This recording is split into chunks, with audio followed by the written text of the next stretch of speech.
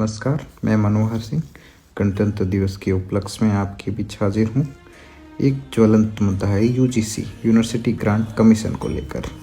उसमें एक हमारे मित्र हैं अर्जुन जी राणा, उनके साथ चर्चा चली थी। मैंने कहा इंटेंट बहुत अच्छा है इस कमीशन का, और अगर कोई व्यक्ति गलत कार्रवाई का शिकार हो जाता उसके लिए क्या प्रावधान। तो राणा जी ने कहा बना बात कुछ ऐसी है कि अगर आप सांप के पास नहीं बैठोगे तो सांप आपको नहीं डसेगा। मैंने कहा फिर तो गलत बात है, ये तो आप स्वयं खुद को हमसे अलग कर रहे हैं। तो कहा नहीं अपन तो भाई हैं, आप तो भाई हैं आगे। मैंने कहा बिल्कुल भाई हैं, पर अब आपको ये सांप की जहर वाला दांत निकलवाना पड़ेगा। उन्होंने कहा ये तो सरकार जाने, और ये बिल सामान्य वर्ग में खुद को पहले से दोषी होने के डर को बनाए रखेगा, जिससे सामान्य वर्ग का कॉन्फिडेंस और प्रतिभा दोनों खत्म हो जाएगी। ये भय के साथ साथ समाज को अलग करने का कार्य नहीं करेगा। क्या कोई रेपिस्ट रेप करने से पहले ये पूछता है कौन जात हो?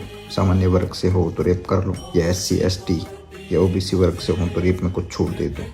ये सवाल है। अगर सवालों से ऊपर कोई आरक्षण की नीति होती है तो वे नीति संविधान के खिलाफ होगी और परिणाम देश के खिलाफ। और कहते हैं भारत की टॉप मोस्ट कॉलेजेस वर्ल्ड की टॉप मोस्ट यूनिवर्सिटीज में क्यों नहीं आती? क्योंकि यहाँ गलत मानसिकता का वातावरण है। तो कहते हैं ना कि हम ही हम हैं तो क्या हम हैं, तुम ही तुम हो तो क्या तुम हो। और रही बात OBC की, जाट, बिश्नोई, गुर्जर, माली, ये हमारे यहाँ की सबसे मार्शल कौम है। मजाल है कोई इनसे पंगा ले ले, कोई इनके खिलाफ भेदभाव कर ले या इनसे भेदभाव कर ले। रही बात भेदभाव की, तो इंसानियत और स्टेटस का भेदभाव होता है शायद, जो कि सभी समाज में होता है। अभी एक डॉक्यूमेंट्री आई थी द न्यूज पंच की, मुसहर, उसमें आप देखें वो SC समुदाय पर ये मुसहर एक SC ST का एक पार्ट जाती है। उसमें उन्हीं तबके के लोग उनके साथ भेदभाव करते हैं। आपको उनसे बाहर निकालना। समाज में भेदभाव है स्टेटस का,